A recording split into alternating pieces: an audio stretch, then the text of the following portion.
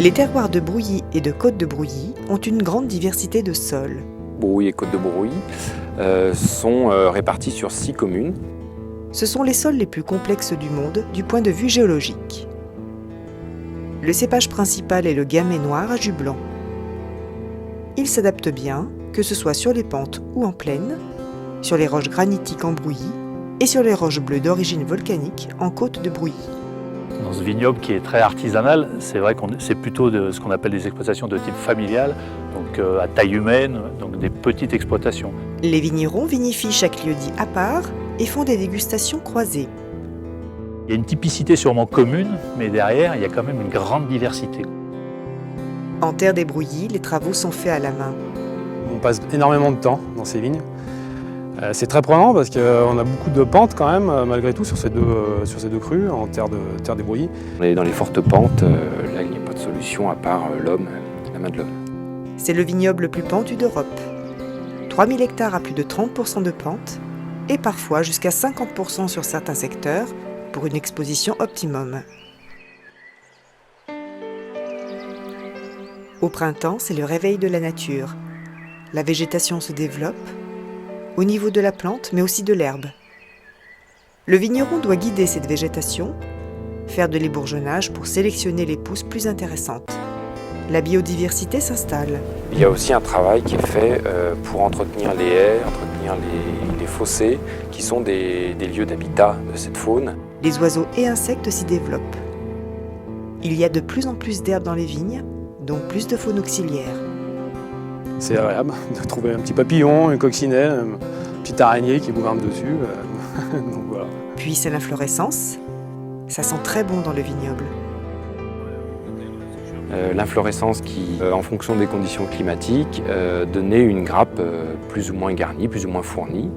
Donc c'est un moment assez délicat que le vigneron surveille, puisque ça va conditionner la récolte. Dès que la vigne pousse, on a le stress des maladies, du climat, voilà.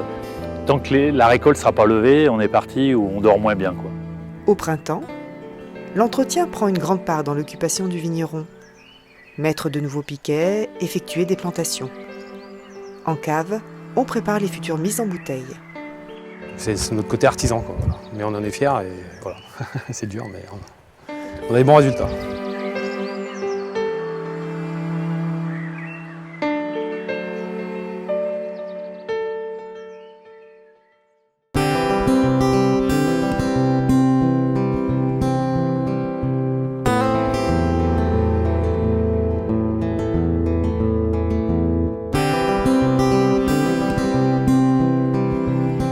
Afin de favoriser une évolution vers des classements en premier cru, il est essentiel de vinifier en lieu-dit. L'été est une saison touristique ponctuée de manifestations culturelles propices à la découverte des lieux-dits.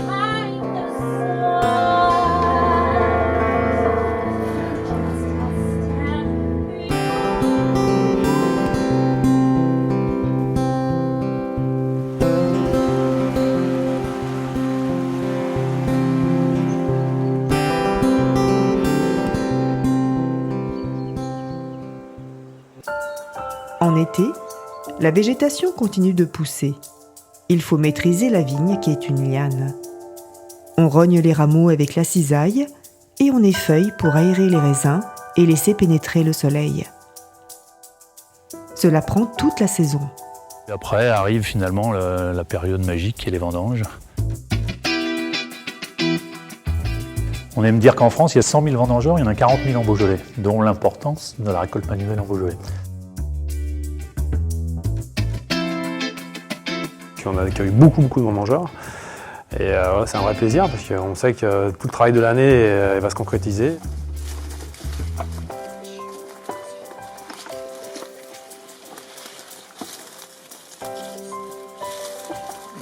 Ces gens qui vivent pendant 10 jours en communauté, je trouve que c'est une belle rencontre et je pense que le vin est encore meilleur quand il est ramassé dans une bonne ambiance.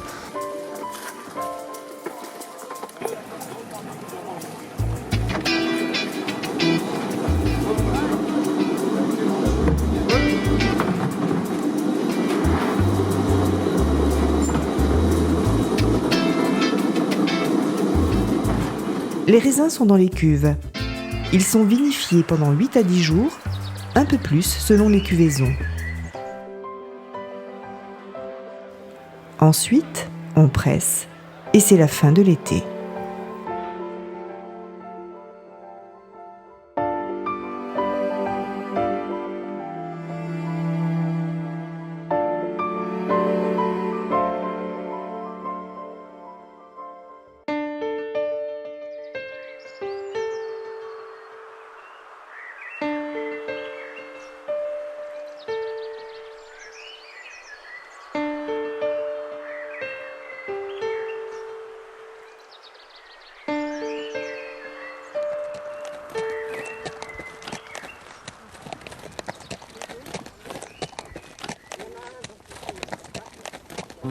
Alors que les touristes découvrent le géosite remarquable du Mont Brouilly, les vignerons s'activent en cave.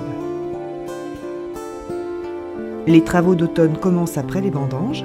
Les vignerons suivent de près l'évolution des jus dans les cuves d'élevage. Chacun accompagne ses cuvées à sa façon, mais tous surveillent la température, les fermentations et dégustent régulièrement. On ferme un foudre pour pouvoir soutirer les vins. Ils ont fini en fermentation après les vendanges. Donc il est temps de les soutirer pour éliminer les lies. Les lies qui sont des dépôts du vin et qui sont un petit peu réducteurs, donc qui vont apporter un peu de lourdeur dans les arômes. Donc on préfère les éliminer pour affiner le vin, l'éclaircir.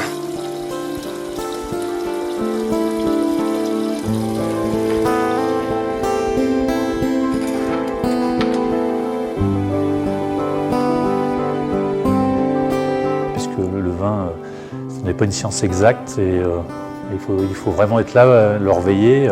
J'aime bien aussi dire qu'on prend la température matin, midi et soir. On est vraiment au chevet de nos raisins pour les emmener sur l'optimum de ce qu'ils peuvent nous donner.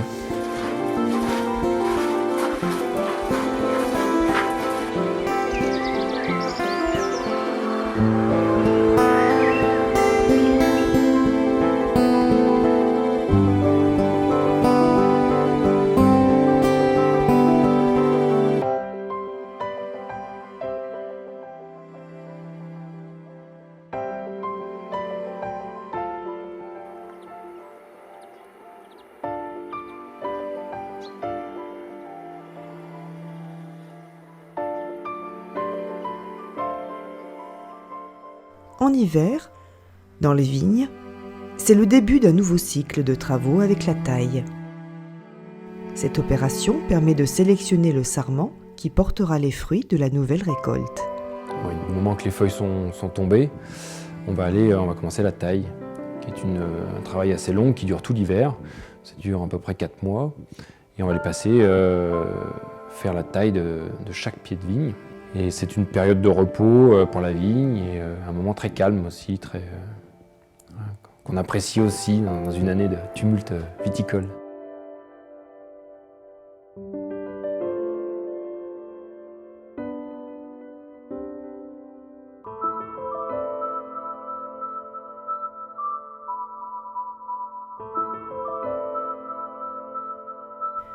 Le 22 janvier, c'est la Saint-Vincent, l'occasion de fêter le patron des vignerons et bien plus encore.